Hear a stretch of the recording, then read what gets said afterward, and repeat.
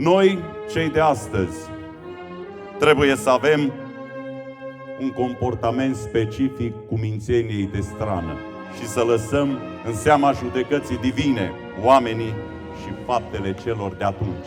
Prin ceea ce facem astăzi, așa cum facem an de an lângă monument, îmi doresc să întipărim în mintea și în inima tuturor următoarele. Omul reprezintă valoarea supremă a lui Dumnezeu. Cetățenii au drepturi garantate pe plan internațional ca indivizi, ca ființe și nu ca aparținători a unui stat sau etnie. Cu toții suntem datori să promovăm valorile creștinismului, toleranța, responsabilitatea, smerenia, iubirea față de aproapele nostru, indiferent de naționalitate, rasă sau confesiune.